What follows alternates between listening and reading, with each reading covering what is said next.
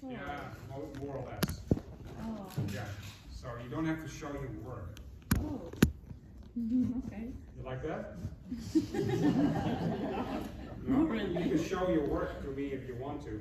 Okay. Knock on my door, say, here's my work. I say, great. Okay.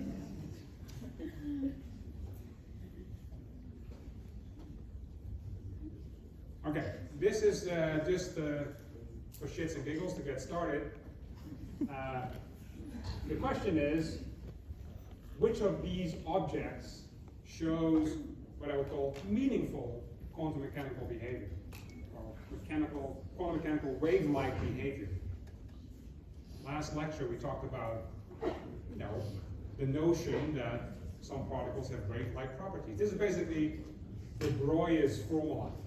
So here's 5 objects. The first one is electrons. So that must be a yes, because we talked about it in the last lecture. So unless what I said was all bogus, this must be true. Electrons show meaningful quantum mechanical behavior in many situations, and one of the reasons why is that their mass is very little. Okay? And if you look at the Broglie's formula, the mass is in the denominator, so when that m is very small, this wavelength becomes more significant. Okay? All right, tennis balls. Yes. All right. Great answer, but it's wrong, of course, because tennis balls are a lot heavier than electrons. If you put that mass of a tennis ball inside the formula of de Broglie, you'll find that the answer of the wavelength is not 0, but it's so small that it loses its meaning. It's way smaller than any feasible size of particles, okay, in our reality, and therefore it loses its meaning. It's beyond a scale that has significance. So tennis balls do not show meaningful wave-like behavior in the quantum mechanical sense. Red blood cells, they're pretty tiny. They're a lot lighter than tennis balls. So do they show quantum mechanical behavior? People shaking their heads, they don't like this. They say no, no, no. Because red blood cells, even though they're tiny, they are still way bigger than an electron or what have you, and therefore the wave-like properties, not necessarily 0, but a number so small that it loses its meaning. Interstellar dust, sorry. Sounds very spacey. Quantum mechanical sounds spacey, so spacey equals spacey, maybe? Is that a good reasoning? Not really. Dust is dust. If it's in space or here, it's small particulates, but it's not as small as a single electron or a single proton. It's still bigger, and therefore, still, its quantum mechanical properties are not so great. Not really significant. And then finally, a silver bullet. I like this one. A silver bullet, not just any one. A silver bullet. Is that maybe a quantum mechanical object of significance? Silver bullets go pretty fast. Velocity is also in de Broglie's formula, m times v. So if v is very fast, very high, then maybe it has some interesting wave-like properties. What do you think? No. The answer is no, because even though v can be high, it's not nearly high enough. It's always smaller than the speed of light, of course. And this m of a silver bullet is significantly higher than, for instance, that of a red blood cell. So in both cases, this number that comes out is really insignificant. Okay, so basically what we're dealing with are very tiny particles like electrons and the like. And beyond that, we don't really have to apply this framework of quantum mechanics. Okay? So this is strictly for those tiniest particles. And also if those particles happen to be in a certain situation where they are what we call confined, they're restricted in space, then the quantum mechanical, aka wave-like properties, become very manifest. And that is the case for electrons in atoms. Okay? So, Quantum behavior of matter is evident on small spatial scales, for example, in atoms. Atoms are very tiny. They're on the order of an angstrom, or what have you. And if you put an electron that is confined to this very tiny space, then its wave-like properties become very significant. Okay? So for matter particles like electrons, this combination of the wave-like properties that it has and the fact that it's confined in space really bring out these wave-like properties, and that has a consequence. One of its main consequences, and this is something we will see, is that the energy that that particle can have, this is an electron we're talking about, is quantized.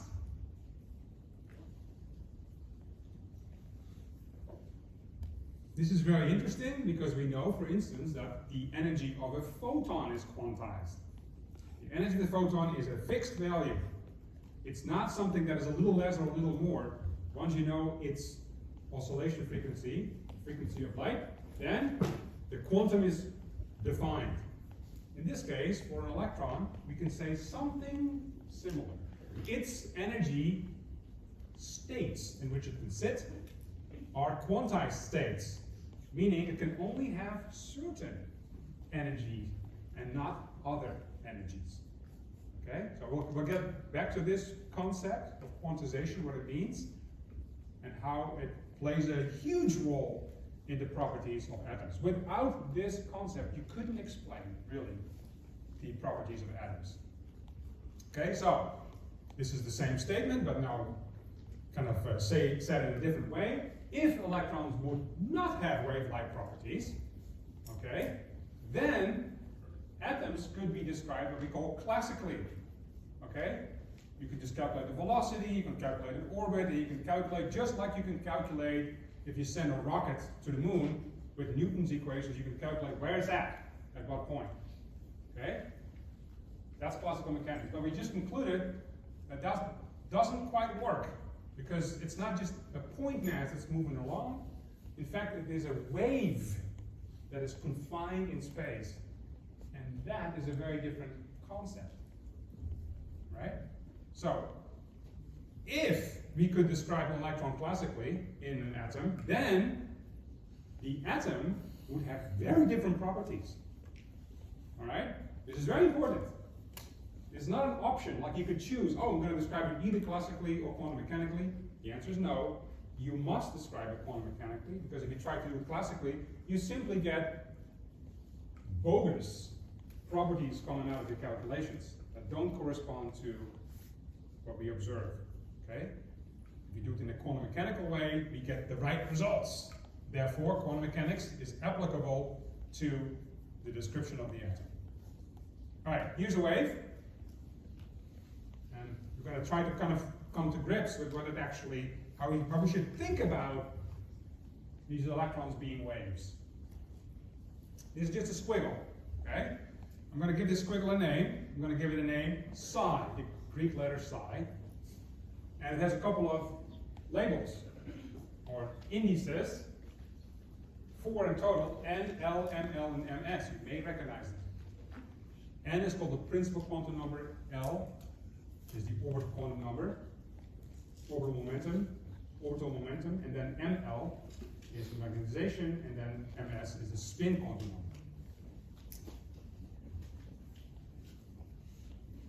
Okay, so there's 4 quantum numbers that we will meet in this course, and we will try to understand why they are there and what they mean. Okay? So let's go back again, comparing classical mechanics with quantum mechanics. So in classical mechanics, many of the things, many of the observables that we have, like position of a particle, its velocity, which means also its momentum, the total energy that the particle has, can all be calculated by solving equations, and then if you're lucky, you get a nice function coming out that basically defines such properties. For instance, f is a function of x and t.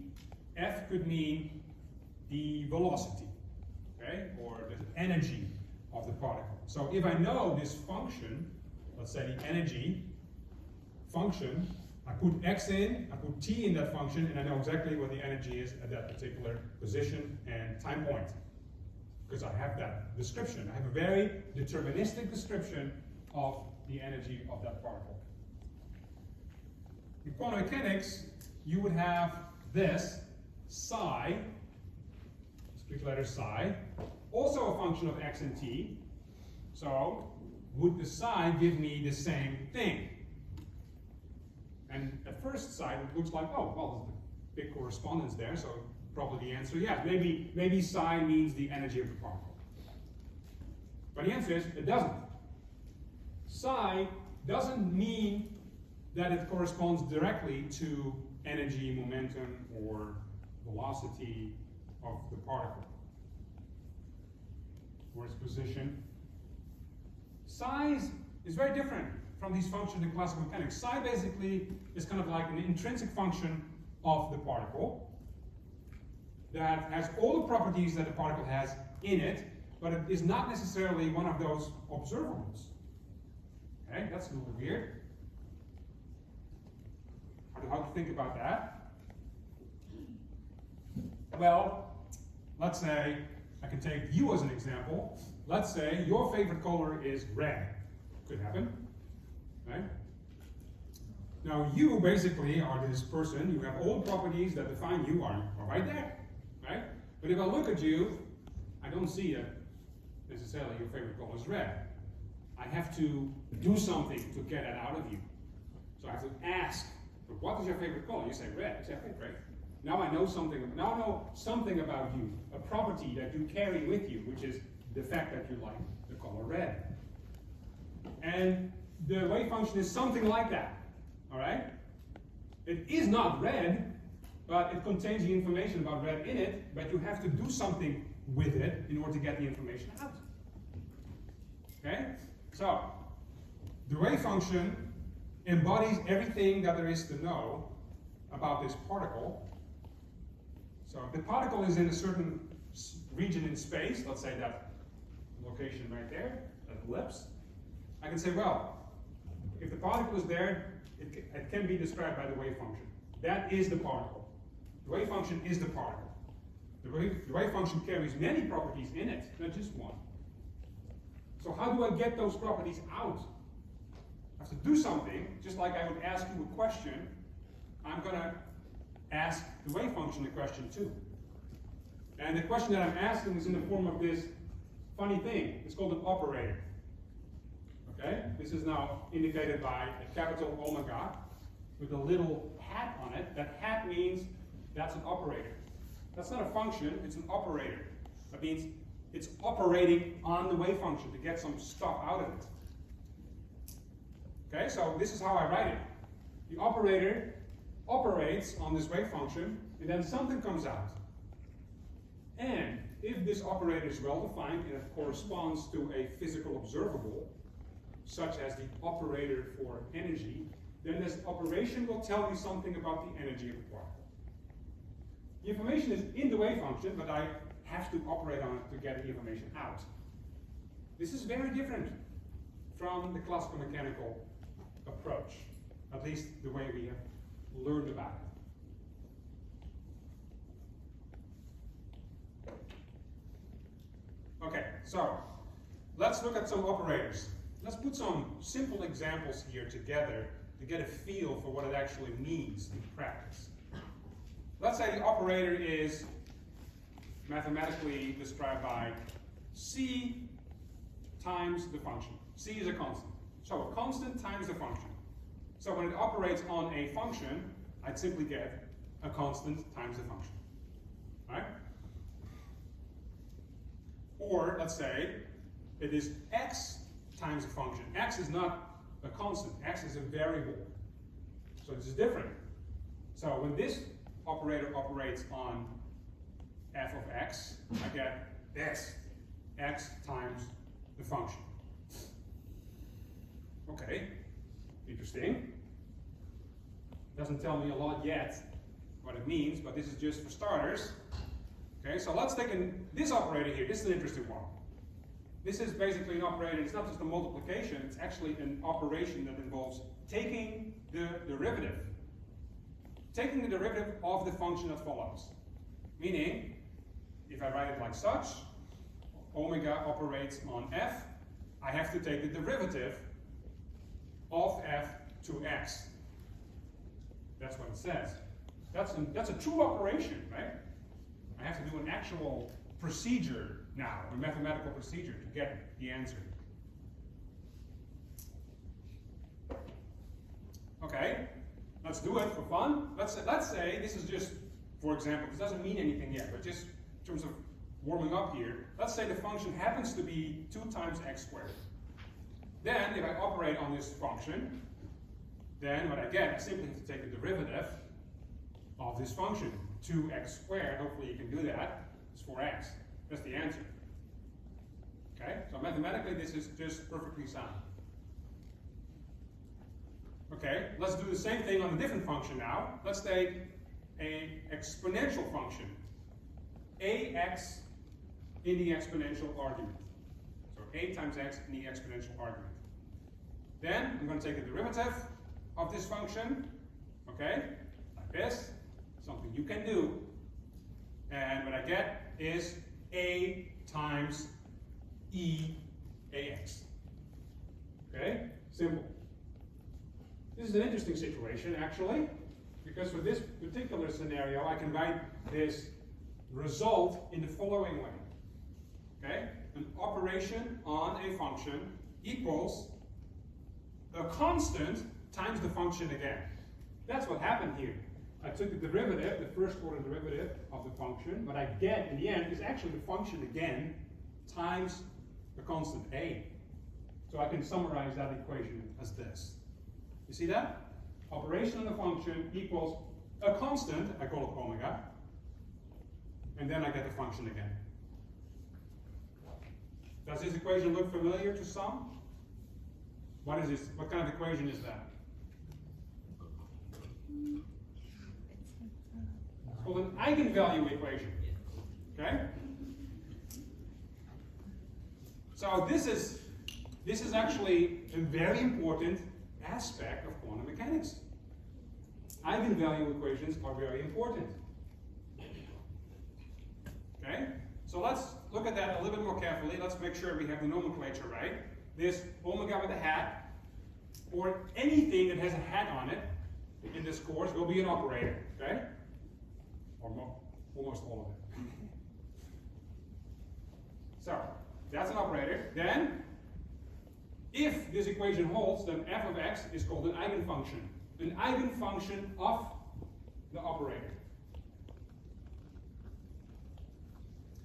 This omega, little omega, is called the eigenvalue. Okay, so I have an operator, I have an eigenfunction, and an eigenvalue if this relation holds. Okay, now let's take another operator. Okay, this one, very similar to the previous one, but now I'm going to take the second order derivative. This operator turns out to be actually quite important in quantum mechanics.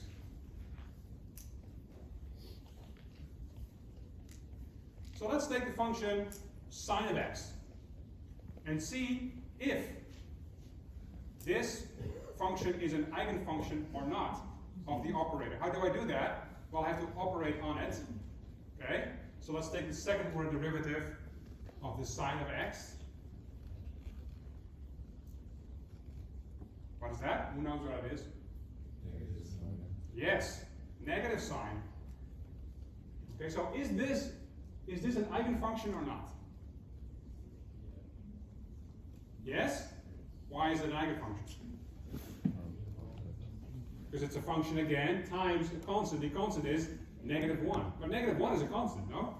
I think so. So, yes, this is an eigenfunction. It fulfills that condition. Okay, so I can write it indeed in that way. I can write it as an eigenvalue equation.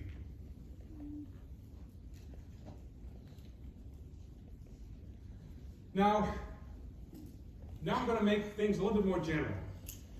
This is just an example. But now I'm going to say, I am going to try to find all the functions that fulfill that condition of the eigenvalue equation.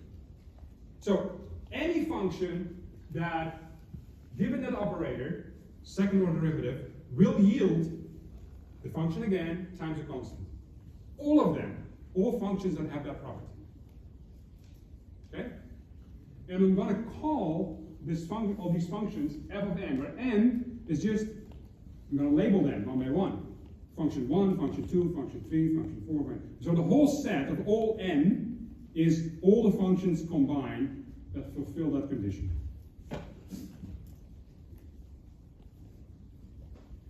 Okay, so this Fn is part of what I call a complete set. Complete set. The complete set is the set of all functions that are eigenfunctions of that operator. Okay?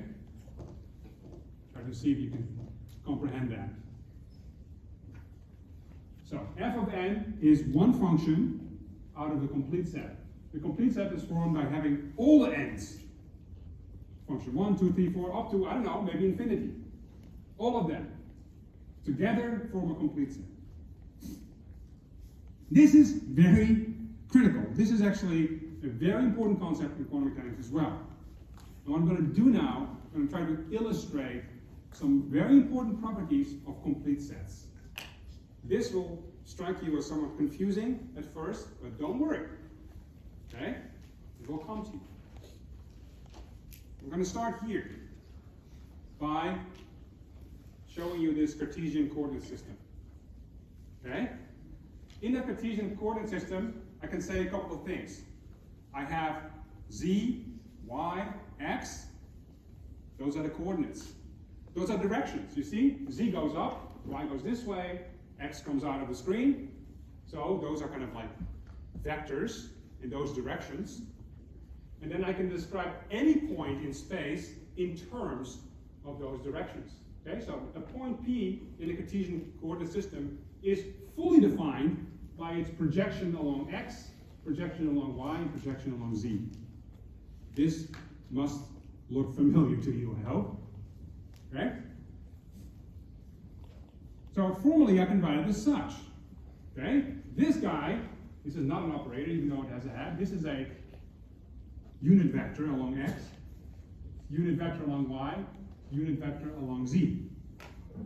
And this x, y, z are the values of the projections along those coordinates. Therefore, my point is fully defined by its projections x, y, z along those directional vectors.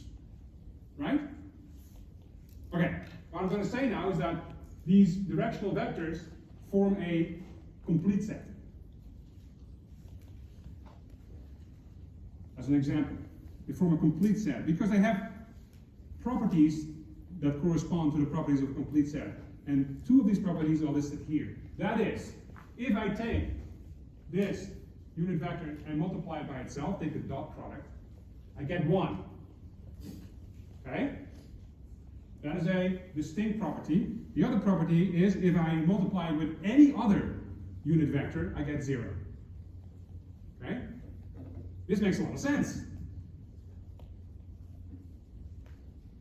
But what does it mean? Because this is something we have to kind of mechanical framework in a moment. It means that if I consider one direction, and I take a dot product in the direction again, I get 100% success. 1.